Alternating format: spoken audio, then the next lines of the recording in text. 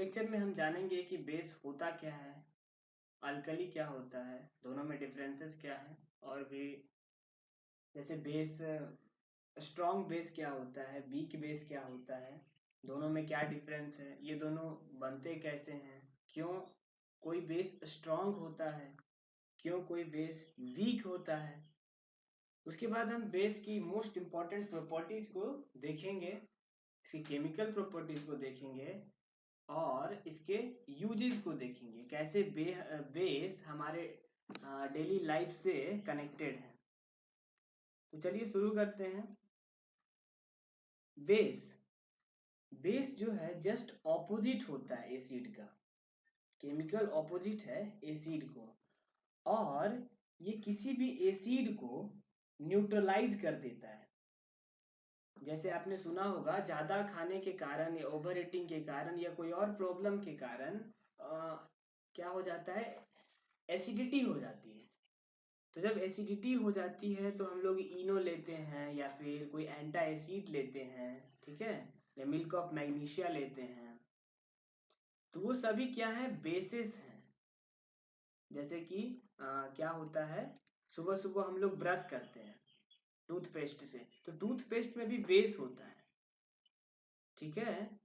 ये सब चीजें होती हैं। तो बेस बेसिकली होता क्या है, बेस एक ऐसा सबस्टांस है, ऐसा कंपाउंड है जो जब वाटर के साथ डिसॉल्व होता है तो हाइड्रोक्साइड आयन प्रोड्यूस करता है। जैसे यहाँ पर देखो एग्जांपल है, जब NaOH एक बेस है, इसको कास्टिक सोडा कहते हैं, इसका कॉमन नेम कास्टिक सोडा है। तो सोडियम हाइड्रोक्साइड जब वाटर में डिसॉल्व हुआ या वाटर में जब डाला गया, ठीक है, तो ये डिसोसिएट हो गया सोडियम आयन और हाइड्रोक्साइड आयन में, ठीक है। तो देखो यहाँ हाइड्रोक्साइड आयन प्रोड्यूस किया। और भी अगर हम कोई दूसरा बेस लें, जैसे कि हमने लिया KOH, ओके, KOH लिया और हमने इसे वाटर में डिसॉल्व कर दिया। तो ये जब वाटर में हम इसे डिसॉल्व करेंगे तो क्या होगा, ये K प्लस केटायन और OH माइनस, मतलब पोटेशियम आयन और हाइड्रोक्साइड आयन डिसोसिएट करेगा, ठीक है। सभी के सभी बेसिस जो होते हैं उसमें हाइड्रोक्साइड आयन कॉमन होते हैं, ठीक है। हाँ, अगर आप फर्दर क्लास में जाओगे तो ये बेसिस के लिए क्राइटेरिया जो है वो चेंज हो जाती है, ठीक है। जैसे कि यहाँ पर मैं आपको बता दूं, बेसिस सिर्फ हाइड्रोक्साइड आयन वाले ही नहीं होते हैं। जैसे यहाँ पर लिखा हुआ है सोडियम हाइड्रोक्साइड और कैल्शियम हाइड्रोक्साइड या फिर जो भी हो, पोटेशियम हाइड्रोक्साइड, सिल्वर हाइड्रोक्साइड, जो जो भी हाइड्रोक्साइड्स होते हैं वो तो बेस होते ही हैं, बट उसके अलावा और भी बेसिस होते हैं। जैसे जैसे जितने भी मेटल ऑक्साइड्स हैं, जैसे जितने भी मेटल ऑक्साइड्स हैं वो भी बेस होते हैं। मेटल ऑक्साइड्स अगर लें तो जैसे कैल्शियम ऑक्साइड हो गया, ठीक है, और भी हैं, MgO मैग्नीशियम ऑक्साइड हो गया। तो जितने भी मेटल ऑक्साइड्स होते हैं वो बेस होते हैं, बेसिक प्रॉपर्टी होती है उनके पास, ठीक है। और भी अगर बेसिस का एग्जांपल लें तो जितने भी कार्बोनेट्स होते हैं या इवन हाइड्रोजन कार्बोनेट्स होते हैं वो सारे के सारे बेस होते हैं। बट हमें इस चैप्टर में क्या पढ़ना है, इस चैप्टर में सिर्फ हाइड्रोक्साइड बेस के बारे में पढ़ना है। बेसिकली हमें बेस के बारे में तो पढ़ना ही नहीं, इस चैप्टर में अल्कली के बारे में पढ़ना है, ठीक है। तो देखते हैं अल्कली होता क्या है। देखो, जो भी बेस वाटर सोल्यूबल हो, मतलब वाटर में डिसॉल्व हो जाए, उसे अल्कली कहते हैं, ठीक है। तो उस तरह के बेस को अल्कली कहा जाता है, उन्हीं के बारे में पढ़ना है। तो जहां भी इस चैप्टर में बेस बोला जाएगा उसका मतलब अल्कली है, वाटर सोल्यूबल बेस है, और सारे में हाइड्रोक्साइड आयन होगा, ठीक है। तो देखते हैं आगे क्या है। All the basis produce hydroxide ions, हाँ, और जो भी बेस में ये हाइड्रोक्साइड वाला आयन होगा वो वाटर में सॉल्यूबल होगा ही, वाटर सॉल्यूबल बेस होगा, अल्कली होगा। और इस चैप्टर में हमें अल्कली के बारे में ही पढ़ना है, ठीक है। फर्दर क्लास में आप जाओगे तो बेस को और भी डिटेल में स्टडी करने को मिलेगा। तो देखो देखो यहाँ एक पॉइंट लिखा हुआ है, when the solution of a base is diluted by mixing more water in it, then the concentration of hydroxide ion per unit volume decreases। इसका क्या मतलब है, आइए समझते हैं। जैसे देखो पिछले लेक्चर में हमने पढ़ा था एक चीज, एक टॉपिक पढ़ा था, डाइल्यूशन ऑफ एसिड पढ़ा था कि कैसे कोई कॉन्सेंट्रेटेड एसिड होता है और हम उसमें पानी डालकर उसे डाइल्यूट कर देते हैं। हाँ, पानी नहीं डालते हैं, पानी में कॉन्सेंट्रेटेड एसिड डालते हैं तो उसे डाइल्यूट कर देते हैं। लेकिन जब कोई अल्कली में, सपोज करो आपके पास एक अल्कली है या बेस है, मान लो NaOH है, ठीक है, मान लो NaOH है और हमने उसमें वाटर डाल दिया। तो जब वाटर डालेंगे तो क्या होता है, जैसे देखो पहले ये क्या कर रहा था, अल्कली था, मतलब वाटर बहुत कम था इसमें, तो ये Na+ आयन और OH- आयन में डिसोसिएट हो रहा था, मतलब हाइड्रोक्साइड आयन पहले ये प्रोड्यूस कर रहा था। लेकिन जब इसमें वाटर हम डालते हैं तो इसका concentration of hydroxide ion per unit volume decrease कर जाता है। देखो एक एग्जांपल से समझते हैं। मान लो अपने पास एक यूनिट वॉल्यूम, मतलब एक मिलीलीटर अपने पास ये बेस था, sodium hydroxide caustic soda base था, और वो मान लो पहले 1 मिलीलीटर में, ठीक है, 1 मिलीलीटर में 10 हाइड्रोक्साइड आयन ये प्रोड्यूस कर रहा था, ठीक है। और जब हमने इसमें वाटर डाला तो क्या हो रहा, तो इसके 1 ml को जब हमने लिया तो उसमें 6 ही हाइड्रोक्साइड आयन थे।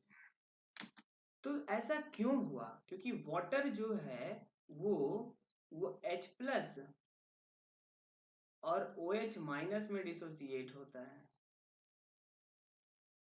ठीक है। तो H+ इसके कुछ OH- के साथ रिएक्शन करके वाटर भी बना सकता है, ठीक है, या हाइड्रोनियम आयन भी बना सकता है। तो इस कारण से ऐसा होता है कि कंसंट्रेशन जो है वो डिक्रीज कर जाती है, isn't it? ठीक है, तो हम देखते हैं स्ट्रॉन्ग एंड वीक बेसिस क्या होता है। देखो हमने पिछले लेक्चर में एक टर्म डिस्कस किया था और उसको बोलते हैं degree of dissociation, alpha. Alpha क्या होता है, मान लो अगर कोई एसिड है और वो पूरी तरह से कंप्लीटली आयोनाइज हो जा रहा है, डिसोसिएट हो जा रहा है in their respective ions when dissolve in water, तो उसको हम कहते हैं कि ये स्ट्रॉन्ग एसिड है। और उसका अल्फा जो है, डिग्री ऑफ डिसोसिएशन अल्फा जो है वो 100% है, ऐसा बोलते हैं, ठीक है, 100% है। तो सेम चीज स्ट्रॉन्ग एंड वीक बेस के साथ भी अप्लाई होती है। स्ट्रॉन्ग बेस वो होता है जो कंप्लीटली आयोनाइज हो जाए वाटर में, कंप्लीटली आयोनाइज हो जाए वाटर में, मतलब उसका जो डिग्री ऑफ डिसोसिएशन हो वो 100% हो, तो हम उसे स्ट्रॉन्ग बेस कहते हैं। जैसे कि हो गया सोडियम हाइड्रोक्साइड, हो गया पोटेशियम हाइड्रोक्साइड, हो गया, ये सब स्ट्रॉन्ग बेस हैं। सपोज करो अपने पास 100 मॉलिक्यूल ऑफ KOH थे और हमने जब इसे वाटर में डाला तो ये डिसोसिएट हो गए 100 K+ में और 100 OH- में। तो यहाँ पर क्या हुआ, कंप्लीटली डिसोसिएशन हुआ। तो हम बोल सकते हैं कि 100 का 100 मॉलिक्यूल जो है डिसोसिएट हो रहा है इन देयर रेस्पेक्टिव आयंस। मतलब जो अल्फा है, डिग्री ऑफ डिसोसिएशन जो है वो 100% है, इसलिए ये स्ट्रॉन्ग बेस है। ठीक है, और देखो large amount of hydroxide ion भी ये प्रोड्यूस कर रहा। ठीक है, लेकिन सपोज करो अपने पास अगर अमोनियम हाइड्रोक्साइड होता, अमोनियम हाइड्रोक्साइड अगर अपने पास होता और अमोनियम हाइड्रोक्साइड के 100 मॉलिक्यूल होते, तो इसको जब हम वाटर में डिसॉल्व करते हैं तो क्या देखते हैं कि ये NH4 पॉजिटिव अमोनियम आयन और हाइड्रोक्साइड आयन में तो डिसोसिएट हो रहा, लेकिन अगर हमारे पास 100 मॉलिक्यूल है तो इसके 60 मॉलिक्यूल ही डिसोसिएट हो रहे हैं, 40 जो हैं वो डिसोसिएट हो ही नहीं रहे हैं। तो मतलब ये वीक बेस है, कंप्लीट डिसोसिएशन नहीं कर रहा, कंप्लीट आयोनाइज्ड नहीं हो जा रहा इन देयर रेस्पेक्टिव आयंस। ठीक है, तो देखो इसमें कम amount of hydroxide ion produce होगा, 100 प्रोड्यूस कर सकता था अगर कंप्लीटली डिसोसिएट होता तो, लेकिन ये पार्शियली डिसोसिएट हुआ और 60 ही हाइड्रोक्साइड आयन प्रोड्यूस किया। ठीक है, it's just an example. Okay, तो कैल्शियम हाइड्रोक्साइड ये भी एक वीक बेस है, समझ रहे हो। तो इस तरह से स्ट्रॉन्ग बेस कोई होता है और वीक बेस होता है, डिफरेंस समझ में आ गया होगा। और क्यों कोई स्ट्रॉन्ग होता है और क्यों कोई वीक होता है, ये होता है इस कारण से डिसोसिएशन पर डिपेंड करता है, कितना डिसोसिएट कर रहा है इन वाटर। समझ गए। अब हम देखते हैं प्रॉपर्टीज ऑफ बेसेस। तो पहला और मोस्ट इंपॉर्टेंट प्रॉपर्टी ये है कि बेस जो होता है उसका बीटर टेस्ट होता है। ठीक है, जैसे कभी आपने जैसे बेकिंग सोडा जो होता है, खाने वाला सोडा बोलते हैं हम लोग, पूरी पूरी बनाते हैं तो खाते हैं, तो वो जो जैसे डालते हैं उसमें, तो अगर आपने कभी जीभ पे टेस्ट किया होगा तो ये कड़वा लगता है। ठीक है, कड़वा होता है, बीटर होता है, तो वो क्या है, वो एक बेस है, isn't it? तो इस तरह से ये होता है, बेसेस का बीटर टेस्ट होता है, जितने भी बेस होते हैं उनका बीटर टेस्ट होता है। अब दूसरा पॉइंट है कि बेस जो होते हैं वो सॉपी टू टच होते हैं। इसका क्या मतलब है, आपने सोप यूज किया होगा, सोप जो है एकदम स्लिपरी होता है, अगर उसको हाथ में लो तो वो स्लिप कर जाता है, एकदम सॉपी होता है। उसी तरह से मान लो अगर आपके पास NaOH एक बेस है और आपने NaOH आपके पास एक बेस है और आपने उसका जस्ट 1 ड्रॉप अपने फिंगर पे लिया और रब किया, तो एकदम आपको स्लिपरी फील होगा, स्लिप होगा एकदम फिंगर। तो इसीलिए कहा जाता है, इसका एक ये प्रॉपर्टी है कि बेस जो है सॉपी टू टच होता है। ये सब फिजिकल प्रॉपर्टीज है। ओके, तो अब देखते हैं थर्ड पॉइंट। तो मैंने पहले भी बता रखा है कि बेस जो होते हैं वो रेड लिटमस को ब्लू कर देते हैं। ठीक है, और भी दो इंडिकेटर हैं, जैसे मिथाइल ऑरेंज है, फेनोल्फथलीन है। तो अगर मिथाइल ऑरेंज है तो उसे ऑरेंज से येलो कर देगा, और अगर फेनोल्फथलीन है तो उसे कलरलेस से पिंक कर देगा। ये सब इसकी प्रॉपर्टी होती है इंडिकेटर्स के साथ। ठीक है, हम नेक्स्ट लेक्चर में पढ़ेंगे यूनिवर्सल इंडिकेटर के बारे में। ठीक है, वो भी एक तरह का इंडिकेटर है और वो बहुत इंपॉर्टेंट है, उससे क्वेश्चन आते हैं। फोर्थ पॉइंट है हमारा बेस। तो बेस जो फोर्थ पॉइंट जो है, बेस कंडक्ट इलेक्ट्रिसिटी। समझ रहे हो।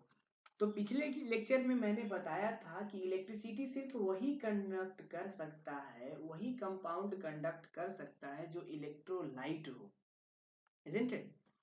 और इलेक्ट्रोलाइट होने के लिए क्या क्राइटेरिया है, कि वो अपने रेस्पेक्टिव आयंस में स्प्लिट कर जाए, डिसोसिएट हो जाए, तभी वो इलेक्ट्रोलाइट बन सकता है। जैसे मान लो आपने एक सेटअप बनाया बैटरी लगा के, यहाँ पर आपने एक बल्ब लगा दिया, यहाँ पर आपने एक बल्ब लगा दिया और क्या किया, वायर के एक एंड को मान लो आपने एक बीकर ले रखा है और वायर के एक एंड को इस साइड से बीकर में डाला और वायर के दूसरे एंड को इस साइड से बीकर में डाला, दोनों टच नहीं कर रहे हैं। और अब आप इसमें क्या कर रहे हो, अब आप इसमें बेस डाल रहे हो। तो बेस डाल रहे हो तो क्या देख रहे हो, जैसे देखो वायर तो कनेक्टेड है नहीं, मतलब यहाँ पर इलेक्ट्रिसिटी का कंडक्शन रुक गया है। लेकिन जब आप इसमें बेस डाल देते हो तो क्या देखते हो कि वापस से इलेक्ट्रिसिटी कंडक्ट होने लगी और वापस से ये जो बल्ब है वो ग्लो करने लगा। समझ रहे हो? तो ये क्यों हो रहा है, क्योंकि मान लो अगर आपने बेस लिया है KOH तो ये डिसोसिएट हो जा रहा, ठीक है, डिसोसिएट हो जा रहा K प्लस और OH माइनस में। और आयंस के फ्लो के कारण ही तो इलेक्ट्रिसिटी कंडक्ट होती है। अगर आपको थोड़ा भी पता हो इलेक्ट्रिसिटी के बारे में, जैसे कि एक वायर अगर है तो वायर में इलेक्ट्रिसिटी क्यों फ्लो करती है, क्योंकि उसमें भी एक चार्ज्ड पार्टिकल है, इलेक्ट्रॉन, वो फ्लो करता है, इस कारण से इलेक्ट्रिसिटी फ्लो करती है। तो यहाँ भी चार्ज्ड पार्टिकल्स फ्लो कर रहे हैं और वो चार्ज पार्टिकल कौन है, आयन है, इसी कारण से इलेक्ट्रिसिटी फ्लो करती है।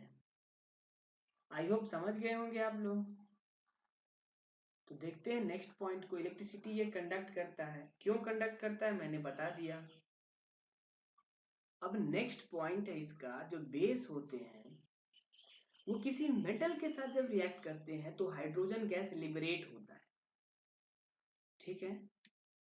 और जैसे देखो मान लो यहाँ पर मान लो क्या, यहाँ पर एक बेस है सोडियम हाइड्रोक्साइड, और ये बेस जब इस मेटल जिंक के साथ रिएक्ट कर रहा है, जिंक एक हैवी मेटल होता है, ठीक है, जब ये रिएक्ट कर रहा है इसके साथ और हम हीट प्रोवाइड कर रहे हैं तो क्या बन रहा है, सोडियम जिंकेट बन रहा और हाइड्रोजन गैस लिबरेट हो रहा।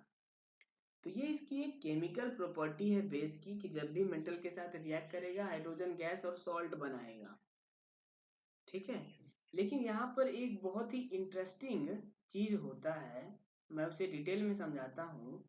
देखो जितने भी मेटल होते हैं वो बेसिकली इलेक्ट्रो पॉजिटिव आयंस बनाते हैं। मान लो अगर आपके पास जिंक है और जिंक कोई आयन अगर बनाए, ठीक है, आपने इलेक्ट्रॉन उससे निकाला और वो आयंस बना रहे हैं तो वो Zn2 प्लस आयन बनाते हैं, इलेक्ट्रो पॉजिटिव होते हैं। जितने भी मेटल होते हैं इलेक्ट्रो पॉजिटिव होते हैं और नॉन मेटल इलेक्ट्रोनेगेटिव, ये प्रॉपर्टी है उसकी। लेकिन यहाँ पर जो है देखो जिंक मेटल है और मेटल जब सोडियम हाइड्रोक्साइड के साथ रिएक्शन कर रहा, बना रहा सोडियम जिंकेट, तो यहाँ पर ये जो जिंक मेटल है वो एक इलेक्ट्रोनेगेटिव आयन के फॉर्म में है। समझ रहे हो? जैसे यहाँ पर जो सॉल्ट बना है उसमें सोडियम इलेक्ट्रो पॉजिटिव है, मतलब Na प्लस है, और यहाँ पर जो जिंकेट है वो ZnO2 2 माइनस आयन में प्रेजेंट है, ZnO2 2 माइनस आयन में प्रेजेंट है। तो यहाँ पर मेटल इलेक्ट्रोनेगेटिव आयन बना रहा है, मेटल स्पीसीज, समझ रहे हो? तो ये एक चीज हो रहा। अब दूसरा पॉइंट क्या है कि all the metal do not react with base to form, हाँ सिर्फ कुछ कुछ मेटल्स ही होते हैं जो, यहाँ पे देखो सम लिख रखा है, तो कुछ कुछ मेटल ही होते हैं जो बेस के साथ रिएक्ट करके हाइड्रोजन गैस लिबरेट करते हैं और ये सॉल्ट बनाते हैं। और आपको पता होगा हाइड्रोजन गैस लिबरेट होता है, ये कैसे पता करेंगे? हम थोड़ा सा फायर इंट्रोड्यूस करेंगे तो पॉप साउंड देगा, और हाइड्रोजन गैस ही एकमात्र ऐसा गैस है जो पॉप साउंड देकर बर्न होता है। तो सारे मेटल ये रिएक्शन नहीं करते, सिर्फ कुछ मेटल करते हैं। ओके, अब नेक्स्ट पॉइंट पे चलते हैं। सिक्स्थ है, bases react with acids to form salt and water. तो ये तो रिएक्शन आपने पिछले लेक्चर में भी देखा होगा। बेस जो होता है जब एसिड के साथ रिएक्ट करता है तो वह एसिड को न्यूट्रलाइज करता है और सॉल्ट और वाटर फॉर्म करता है। समझ रहे हो? ऐसा होता है, इसको न्यूट्रलाइजेशन रिएक्शन कहते हैं। देखो एसिड का क्या प्रॉपर्टी होता है? एसिड का प्रॉपर्टी होता है कि वो H+ आयन प्रोड्यूस करेगा। बेस का क्या प्रॉपर्टी होता है? ये एसिड का प्रॉपर्टी है। बेस का क्या प्रॉपर्टी है कि वह OH- आयन प्रोड्यूस करता है।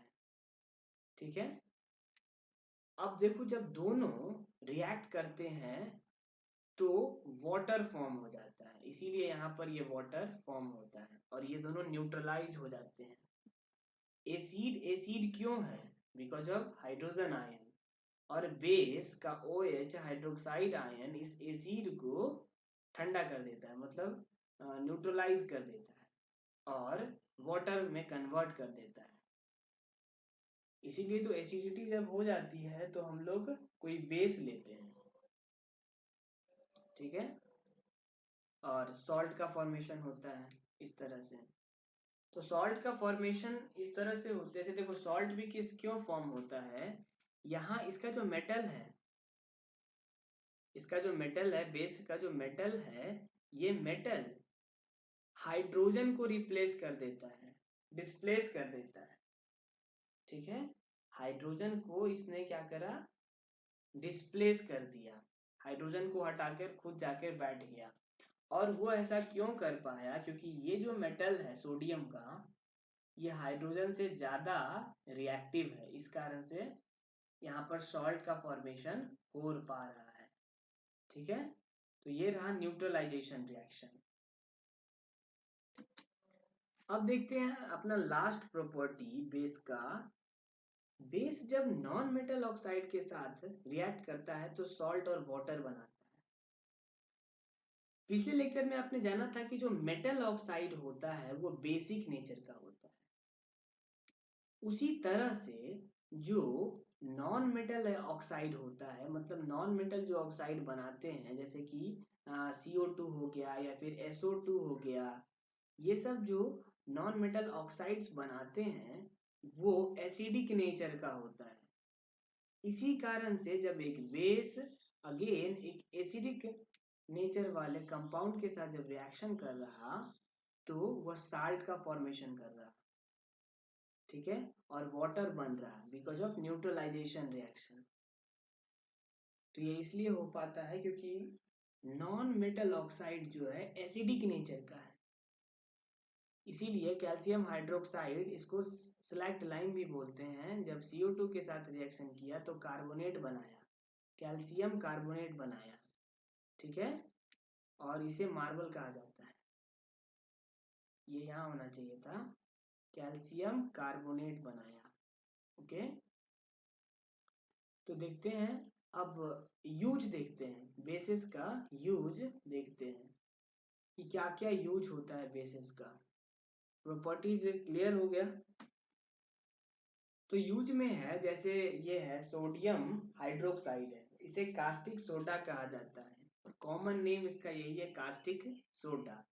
ठीक है, नेक्स्ट लेक्चर में हम लोग इसका मैन्युफैक्चरिंग में देखेंगे जब सॉल्ट कवर करेंगे। तो देखो कास्टिक सोडा का जो यूज है वो बहुत ज्यादा है, जैसे सोप बनाने में इसका यूज होता है, पेपर इंडस्ट्री में इसका यूज होता है, और एक बहुत important synthetic fibre synthetic fibre है रेयोन, जिससे हमारे कपड़े बनाए जाते हैं, उसको बनाने में, उसके मैन्युफैक्चरिंग में ये कास्टिक सोडा का यूज होता है। उसी तरह से ये है ब्लीचिंग पाउडर। तो ये कैल्शियम हाइड्रोक्साइड है, जिसे स्लैग लाइम भी कहते हैं। इसका यूज होता है ब्लीचिंग पाउडर बनाने में। ब्लीचिंग पाउडर बनाने में इसका यूज होता है। ब्लीचिंग पाउडर जो है, जैसे हम लोग अपने ड्रेनेज में यूज करते हैं जर्म्स को मारने में, और भी उसके यूजेज हैं, आगे देखेंगे। और ये है third, magnesium hydroxide. Magnesium hydroxide जो होता है वो एक बहुत इंपॉर्टेंट कंपाउंड है। इसे मिल्क ऑफ मैग्नीशिया कहा जाता है। ठीक है, एंटा एसिड होता है एक। एंटा एसिड, देखो एंटा एसिड का मतलब क्या है। एंटा एसिड का मतलब ये मत समझ लेना कि आंट मतलब चींटी और उसका एसिड, नहीं। एंटा एसिड का मतलब होता है एंटी एसिड। एंटी एसिड मतलब जो एसिड नहीं है, एसिड को नलीफाई कर सकती है।